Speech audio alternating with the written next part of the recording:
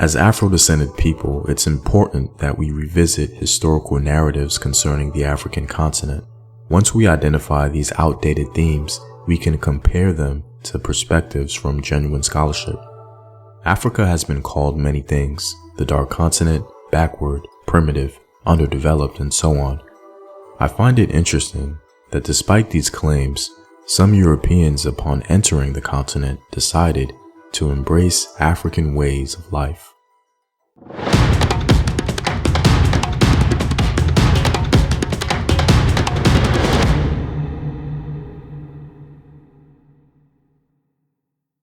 What up, African world? It's Samir, and welcome back to another video of African history, culture, and worldview. By supporting this channel on Patreon, you're helping in the creation of these videos and contributing to this content. The link to Patreon is in the description box below. Also, stay tuned with a word from my sponsors. Hello, my name is Howard Dorsey. I'm 54 years old. I'm here to talk about my experience with herbal results. I was getting sick, so I went to the doctor, and they told me that my blood pressure was high, my cholesterol was borderline or high, so I was very sick. You know, sometimes I thought I was dying at some point. And I ordered a bottle of olive leaf extract. This is how the bottle comes in. And within the first probably week and a half, 2 weeks, I checked my blood pressure and it was back down to normal. It was like 120/80. My cholesterol went down to 125. You know, I definitely believe that olive leaf extract from Herbal Results saved my life. And that's real. I mean, I recommend it to everyone in my family, my friends, and we've seen a lot of results in that manner as well. Purchase now at herbalresults.net. The idea of African backwardness was often used as a justification for enslavement and colonization. In the 18th century, certain European groups had a sort of public debate around the question of slavery. Abolitionists, of course, thought it to be immoral, but apologists weren't as concerned. They defended slavery with claims of savagery and backwardness. They referred to Africa as, and I quote, a living hell, and thought that the slave trade at the very least ameliorated African suffering. This narrative naturally bled into colonial justifications as well.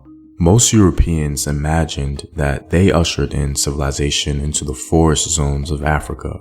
Sir Harry Johnston proposed that until they were civilized by outsiders, Africans were the natural servants of other races.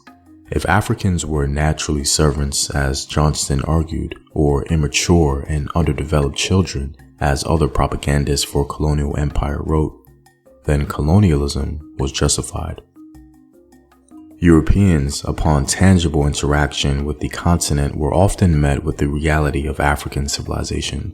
Some either tried to explain it away, some were honest about it, and others were left in a state of imbroglio, scrambling for answers. As a minor example, researchers upon encountering African philosophy or thought embraced the label primitive philosophy or simply religious thought. However, one missionary shocked the European world when he came to understand clearly African concepts.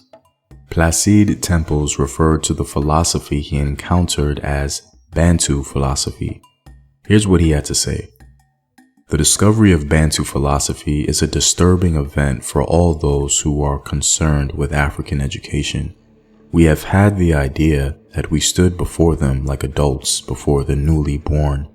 In our mission to educate and to civilize, we believed that we started with a tabula rasa, though we also believed that we had to clear the ground of some worthless notions to lay foundations in a bare soil.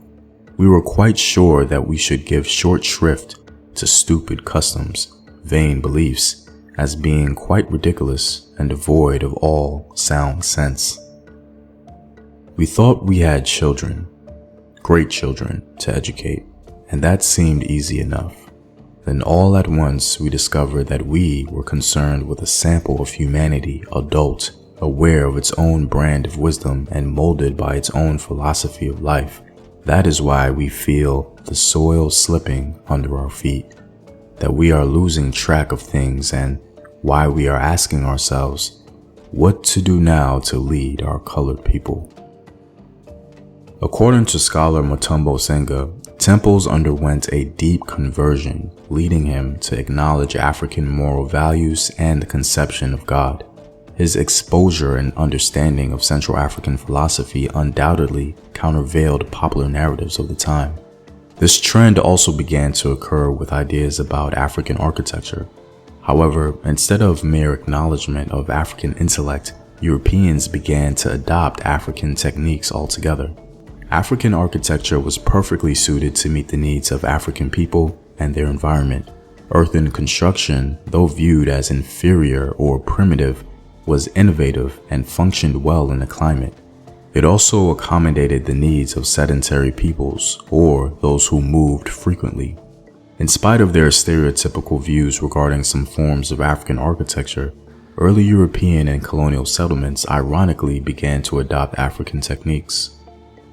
Early British and French colonial settlers and administrators, recognizing the merit of indigenous solutions to climatic comfort, emulated them by raising their expatriate mansions high above the ground, and by developing a wall system composed of louvered doors and screened verandas. Many examples can still be seen in Abidjan, Accra, Lagos, and Dakar. Apparently, not so backward after all. A similar modus operandi can be said of African military history. According to scholar John Thornton, because of Europe's large-scale conquest of the Americas, African opposition wasn't taken seriously. Needless to say, that was a mistake. Thornton goes on to say that military historians are beginning to reassess the idea that military systems that did not follow a European model were developmentally backward or operationally inferior.